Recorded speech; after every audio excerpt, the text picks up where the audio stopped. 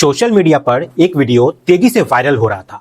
Video में एक महिला जोर जोर से रो रही थी, चीख रही थी और बार बार एक ही बात दोहरा रही थी कि उसे अपने पति के हत्यारों से बदला चाहिए। वे कह रही थी कि जिस तरह उसके पति की हत्या हुई है, वे भी ठीक उसी तरह हत्यारों को मारना चाहती है। फिर अचानक अपनी बात कहते कहते वो बीच बीच में बेहोश भी हो जाती है। महिला की मांग थी कि उसके पति के हत्यारे को तुरंत सजा मिले। ये सब देख पहली नजर में हर कोई उसकी बातों पर भरोसा कर रहा था, क्योंकि जिस तरह से वो रो रही थी उसे देखकर किसी को भी उस पर शक नहीं हो सकता था। लेकिन सच्चाई यहाँ पे कुछ और ही थी। अब ये जो कहानी है, इसे पूरे तरीके से समझने के लिए बिहार के किशनगंज जिले में हमें जाना होगा। वहां विष्णुपुर थाना क्षेत्र के हाई स्कूल चौक के पास एक मकान बना हुआ था। तारीख थी 4 जुलाई 2026 और समय लगभग सुबह के 3 बजे का था। अचानक इस घर से जोर जोर से चीखने और चिल्लाने की आवाज आने लगी। आसपास रहने वाले लोग घबरा गए और अपने अपने घरों से बाहर निकल आए। दरअसल घर में मौजूद 4 साल की बच्ची की नींद खुली थी। उसने अपनी मां को जगाकर कहा कि उसे टॉयलेट जाना है। मां उठकर लाइट का स्विच ऑन करती है। जैसे ही कमरे में रोशनी होती है, उस महिला की दिल दहला देने वाली चीख निकल जाती है। उसका पति बिस्तर पर खून से लथपथ पड़ा हुआ था और उसके सिर पर गंभीर चोटों के निशान थे। यह दृश्य देखते ही महिला जोर जोर से रोने लगी। उसकी चीखें इतनी तेज थी कि आसपास के लोग तुरंत घर की ओर दौड़ पड़ते हैं। कुछ ही मिनटों में पड़ोसी घर के अंदर पहुंच गए थे। पहली मंजिल पर बने कमरे में उन्होंने देखा कि एक व्यक्ति खून से सना हुआ बिस्तर पर पड़ा हुआ है। देखते ही देखते पूरे इलाकों में लोगों की भीड़ जमा हो गई। तभी किसी ने तुरंत पुलिस कंट्रोल रूम 112 पर फोन कर दिया। सूचना मिलते ही पुलिस घटनास्थल पर पहुंच जाती है। पहली नजर में ऐसा लग रहा था कि घर में लूटपाट हुई है। अलमारी खुली हुई थी, सामान बिखरा पड़ा था और ऐसा प्रतीत हो रहा था कि किसी ने चोरी करने की कोशिश की हो। मृतक की पहचान यहाँ पे 40 वर्षीय रिजवान आलम के रूप में होती है। वे मूल रूप से बहादुरगंज थाना क्षेत्र के टंगटंगी गांव का रहने वाला था, लेकिन पिछले करीब 10 वर्षों से विष्णुपुर में अपना मकान बनाकर परिवार के साथ रह रहा था।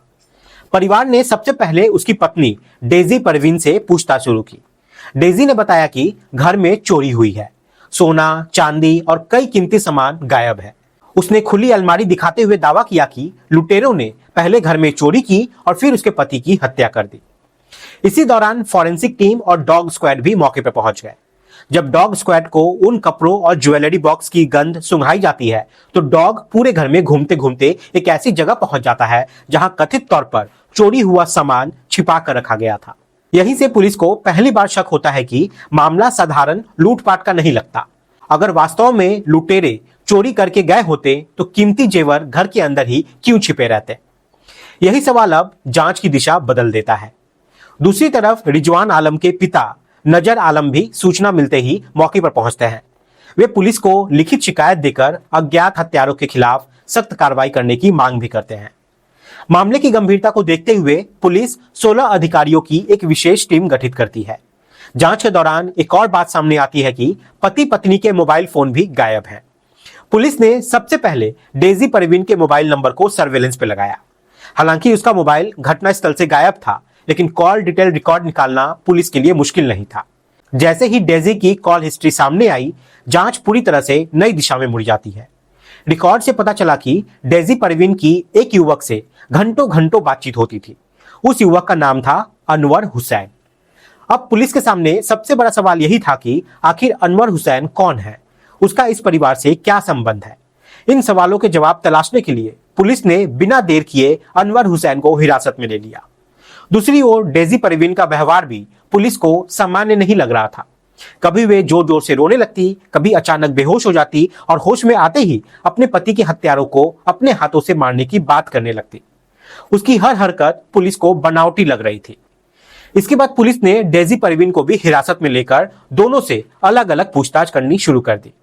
शुरुआत में दोनों खुद को निर्दोष बताते रहे, लेकिन जब पुलिस ने सख्ती दिखाई तो आखिरकार डेजी परवीन यहाँ पे टूट जाती है। फिर उसने जो कहानी सुनाई यहाँ पे, उसने पुलिस को ही नहीं बल्कि पूरे जिले को हिला के रख दिया। डेजी परवीन ने बताया कि उसकी शादी सितंबर 2013 में रिजवान आलम से हुई थी। शादी के बाद दोनों ने नई जिंदगी की शुरुआत की, लेकिन ये खुशियां ज्यादा दिन तक टिक नहीं सकी। शादी के महज कुछ ही दिनों बाद रिजवान को कुवैत से फोन आया। उसे तुरंत नौकरी पर लौटने का आदेश दिया गया।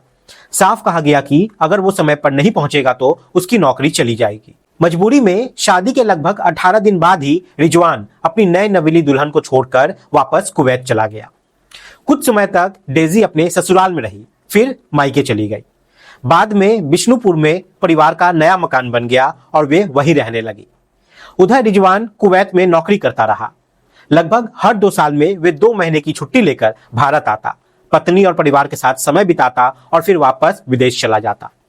धीरे धीरे उसके परिवार में एक बेटा और 2 बेटियों का जन्म हुआ। बाहर से देखने पर सब कुछ सामान्य और खुशहाल दिखाई दे रहा था, लेकिन इस घर की दीवारों के पीछे एक अलग ही कहानी चल रही थी। साल 2016 में एक दिन रिजवान का एक दोस्त घर पर आया। उसने खुद को रिजवान का बचपन का दोस्त बताया और काफी देर तक घर में बैठा रहा। उस दिन तेज बारिश भी हो रही थी। जाते जाते उसने डेजी से 1 कप चाय मांगी।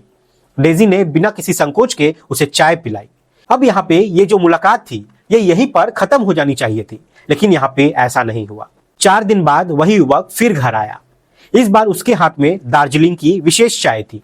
उसने मुस्कुराते हुए कहा कि ये खास तौर पर डेजी के लिए लाया गया है। डेजी ने चाय बनाई, दोनों ने साथ बैठकर चाय पी और बातचीत शुरू कर दी। धीरे धीरे ये मुलाकातें बढ़ती चली गई। पहले 4 दिन का अंतर था, फिर 2 दिन का, और फिर लगभग हर रोज उसका आना जाना यहाँ पे ये सिलसिला चालू हो गया। इसी दौरान सामने वाले लॉज में रहने वाले 9वीं कक्षा का छात्र अनवर हुसैन भी डेजी के संपर्क में आया। शुरुआत यहाँ पे सामान्य बातचीत से हुई, लेकिन धीरे धीरे दोनों के बीच नजदीकियां बढ़ती चली गई। इसके बाद ये सिलसिला यही नहीं रुका। जब रिजवान का कोई भी दोस्त घर पर आता तो उससे भी डेजी की दोस्ती हो जाती। समय के साथ उसके जीवन में कई पुरुष आते चले गए और वे खुद भी ये याद नहीं रख सकी कि उसने कितने लोगों के साथ संबंध बनाए हुए हैं। दूसरी तरफ रिजवान अपनी नौकरी में व्यस्त था। उसे इस बात का बिल्कुल भी अंदाजा नहीं था कि उसकी गैर मौजूदगी में उसके घर और उसकी पत्नी की जिंदगी किस दिशा में जा रही है। वे हर बार छुट्टी लेकर आता, पत्नी और बच्चों के साथ समय बिताता और फिर ये सोचकर कुवैत वापस लौट जाता कि उसका परिवार सुरक्षित और खुशहाल है। 18 जून 2026 को रिजवान एक बार फिर कुवैत से भारत लौटा। इस बार भी वो परिवार के साथ समय बिताने लगा। लेकिन 3 जुलाई 2026 की सुबह एक ऐसी बात हुई जिसने डेजी परवीन की पूरी दुनिया बदल दी। उस दिन रिजवान अपने माता पिता के घर गया हुआ था। बातचीत के दौरान उसने कहा, अम्मी अब्बू, इस बार मैं कुवैत वापस नहीं जाऊंगा। अब यही रहकर काम करूंगा, जितना मिलेगा उसी में परिवार के साथ खुश रहूंगा। ये सुनते ही डेजी के पैरों तले जमीन खिसक गई।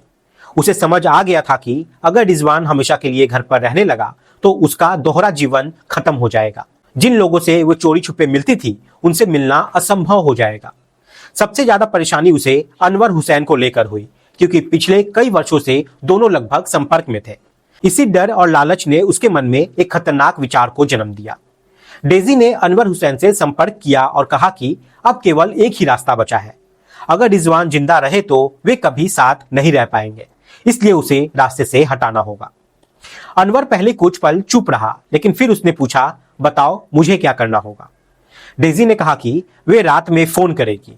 जैसे ही रिजवान गहरी नींद में सो जाएगा वे उसे घर बुला लेगी। बस यहीं से एक ऐसी साजिश शुरू हुई जिसका अंत एक निर्दोष पति की दर्दनाक हत्या के रूप में होने वाला था। उस दिन दोपहर बाद पूरा परिवार वापस अपने बिष्णुपुर वाले घर लौट आया। फिर खाना खाने के बाद वो आराम करने के लिए अपने कमरे में चला गया और गहरी नींद में सो गया। जैसे ही रात गहराने लगी और घड़ी में लगभग 12 बजाए, डेजी ने अपने प्रेमी अनवर हुसैन को फोन किया। उसने धीरे से कहा, वो सो गए हैं, अब तुम आ जाओ। रात लगभग 1 से 2 बजे के बीच अनवर हुसैन घर के पास पहुंचा। अनवर अपने साथ लोहे की एक भारी रॉड लेकर भी आया हुआ था। फिर अनवर धीरे धीरे कमरे के अंदर पहुंचा जहां रिजवान गहरी नींद में था। उसे इस बात का कोई अंदाजा नहीं था कि मौत उसके सिरहाने खड़ी है। अनवर ने बिना कोई आवाज दिए पूरे ताकत से लोहे की रॉड उसके सिर पर दे मारी। पहला वार इतना जोरदार था कि रिजवान संभल भी नहीं पाया और कुछ ही पलों में उसने वहीं पे दम तोड़ दिया। हत्या करने के बाद दोनों ने इस वारदात को लूटपाट का रूप देने की कोशिश की। अलमारी खोल दी गई, कपड़े इधर उधर फेंक दिए गए और पूरे कमरे का सामान अस्त व्यस्त कर दिया गया ताकि देखने वाले को लगे कि घर में चोरी हुई है। फिर हत्या में इस्तेमाल की गई लोहे की रॉड नदी में फेंक दी गई। दोनों मोबाइल अलग अलग जगह पर छिपा दिए गए। एक फोन को जमीन में दबा दिया गया, जबकि दूसरे फोन को झाड़ियों में फेंक दिया गया ताकि पुलिस को कोई सुराग ना मिल सके। उन्हें पूरा भरोसा था कि अब कोई भी इस हत्या की असली सच्चाई तक नहीं पहुंच पाएगा। लेकिन अपराधी जो होते हैं वो अक्सर सबसे बड़ी यही गलती करते हैं। वे सोचते हैं कि उन्होंने हर सबूत मिटा दिया है, जबकि सच्चाई कहीं ना कहीं अपनी मौजूदगी छोड़ ही देती है। हत्या के लगभग 1 घंटे बाद रिजवान की छोटी बेटी की नींद खुल गई। उसने अपनी मां को जगाया और टॉयलेट जाने की बात कही। डेजी ने कमरे की लाइट जलाई और पति को खून से लथपथ देखकर जोर जोर से चीखने लगी और कुछ ही देर में पड़ोसी, पुलिस और पूरे मोहल्ले को वहां पे बुला लिया। यही वो नाटक था जिसने शुरुआती घंटों में लगभग सभी लोगों को धोखे में डाल दिया। लेकिन यहाँ पे पुलिस ने भावनाओं के बजाय सबूतों पर भरोसा किया। कॉल डिटेल, फॉरेंसिक जांच, डॉग स्क्वाड और पूछताछ, इन सभी कड़ियों को जोड़ते जोड़ते पुलिस महज 36 घंटे के भीतर इस पूरे हत्याकांड की तह तक पहुंच गई। जिस महिला को लोग एक बेबस विधवा समझ रहे थे, वही अपने पति की हत्या की साजिश रचने वाली मास्टरमाइंड निकली। पुलिस ने डेजी परवीन और उसके प्रेमी अनवर हुसैन दोनों को गिरफ्तार कर लिया। पूछताछ के बाद उनकी निशानदेही पर पुलिस ने वो स्थान भी खोज निकाला जहां मोबाइल फोन फेंका गया था और छिपाए गए थे। हत्या में इस्तेमाल की गई लोहे की रॉड भी नदी से बरामद कर ली गई थी। इस तरह पुलिस के पास तकनीकी और भौतिक दोनों तरह के मजबूत सबूत मौजूद हो चुके थे, जिन्होंने पूरे मामले को साफ कर दिया था। इस घटना ने एक बार फिर साबित कर दिया है कि अपराध चाहे कितनी भी चालाकी से क्यों न किया जाए, वे हमेशा छिपा नहीं रह सकता। डेजी परवीन कैमरे के सामने रोती रही, अपने पति के हत्यारे को सजा देने की बात करती रही और लोगों की सहानुभूति हासिल करने की कोशिश करती रही, लेकिन सच्चाई ज्यादा देर तक छिप नहीं सकी। पुलिस का कहना है कि इस मामले में जल्द से जल्द चार्जशीट दाखिल की जाएगी और कानून के अनुसार आरोपियों को कड़ी से कड़ी सजा दिलाने की कोशिश की जाएगी। ये मामला सिर्फ एक हत्या की कहानी नहीं है, बल्कि इस बात की भी मिसाल है कि झूठ और दिखावे के पीछे छिपी सच्चाई आखिरकार सामने एक ना एक दिन आ ही जाती है। दोस्तों, ये कहानी सुनाने का मतलब किसी को परेशान करना या दिल दुखाना नहीं है, बल्कि आपको सतर्क और जागरूक करना है। अब सभी यहाँ पे अपना ख्याल रखें, सतर्क रहें। जय हिंद, जय भारत।